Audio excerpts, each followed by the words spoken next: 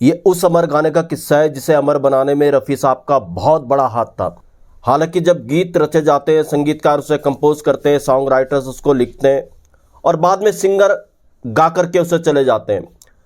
मगर यहाँ पर संगीतकारों ने गाना कंपोज तो कर दिया, गीतकार ने गाना लिख तो दिया, मगर उनकी नज़र वहाँ तक नहीं गई इस गाने में जहाँ तक रफ़ी साहब की नज़र गई। संगीतकारों को भी इस गाने की बारीकी नहीं पता थी, संगीतकार की नज़र भी इस गाने की उस बारीकी तक नहीं गई जहां तक रफ़ी साहब की नज़र गई। रफ़ी साहब ने क्या कमी पकड़ी इस गाने में जिसको दूर करके रफ़ी साहब ने इस गाने को अमर कर दिया था, जिसको देखकर संगीतकार भी हैरान रह गए थे।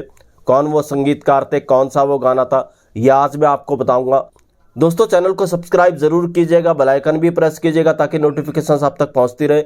नमस्कार, मैं महेश कोहली बॉलीवुड संगीत के सफर से।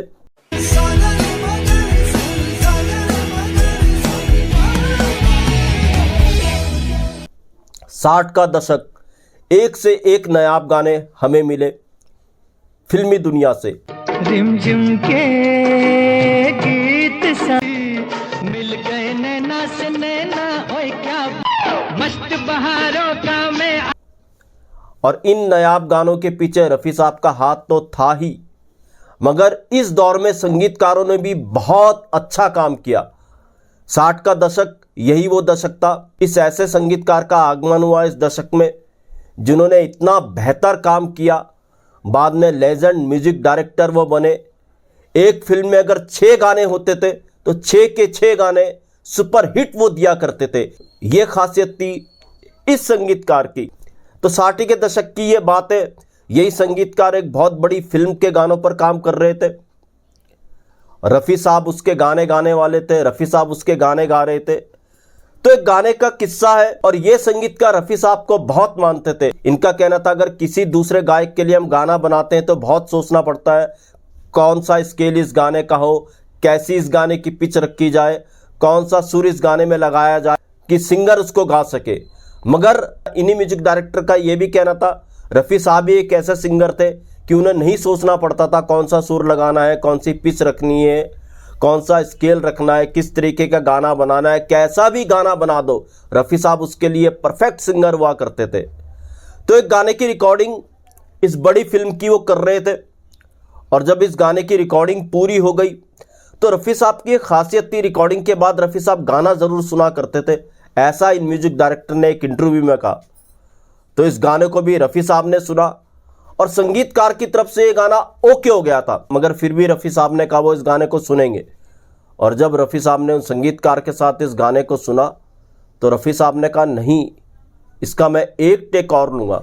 अब संगीतकार अचरज में, हैरत में, यार दोबारा रफ़ी साहब क्यों टेक लेना चाहते हैं, मगर रफ़ी साहब ने कहा वो इस गाने का दोबारा टेक लेंगे, इसमें एक कमी है। अब गाना तो संगीतकार ने बनाया था, मगर ये कमी तो संगीतकार को भी नहीं पता थी जो रफ़ी साहब को पता थी। रफ़ी साहब ने कहा दोबारा टेक लेंगे और दोबारा टेक उनको चाहिए और उनको दोबारा टेक दीजिए।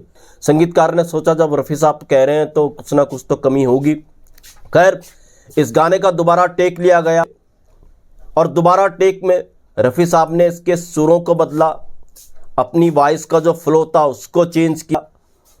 और उसके बाद जब संगीतकारों ने यह गाना सुना, हैरत में पड़ गए कि वाकई जो रफ़ी साहब को उन्होंने धुन सुनाई थी, पहले तो रफ़ी साहब ने उस पर गा दिया, मगर जब गाने के बाद रफ़ी साहब ने सुना तो कुछ कमियां रफ़ी साहब ने ऐसी पकड़ी। रफ़ी साहब को लगा कि गाना बनाना सिर्फ संगीतकार का काम ही नहीं होता है, सिंगर को कैसा रूप देना है, कैसा रंग देना है, वो करना भी ज़रूरी है। तो दोबारा रफ़ी साहब ने इस गाने का टेक लिया और उन कमियों को पूरा किया जो कमियां सिंगर के हाथ में होती है, संगीतकार के हाथ में नहीं। जी हाँ, ये नायाब गाना था फिल्म मेरे हमदम मेरे दोस्त का, जो 1968 में आई थी। और ये नायाब गाना है हुई शाम उनका ख्याल आ गया। हुई शाम उन। इसके म्यूजिक डायरेक्टर बताने की ज़रूरत नहीं है, इसके म्यूजिक डायरेक्टर थे लक्ष्मीकांत प्यारेलाल, द लेजेंड लक्ष्मीकांत प्यारेलाल, जिन्होंने ये नायाब गाना रचा। रफ़ी साहब से इनकी बहुत बेहतर ट्यूनिंग थी। रफ़ी साहब ने ना जाने कितने सुपरहिट लक्ष्मीकांत प्यारेलाल के लिए दिए और सबसे ज़्यादा जो रफ़ी साहब ने गाने गाए वो लक्ष्मीकांत प्यारेलाल की जोड़ी के लिए ही गाए। तो दोस्तों, ऐसे भी किस्से हैं, ऐसे किस्से मैं आपके लिए लेकर के आता रहूँगा। आपसे फिर रिक्वेस्ट है, मेरे चैनल को सब्सक्राइब जरूर कीजिएगा। तो महेश कोहली को दीजिएगा इजाजत। Good bye, good luck and take care.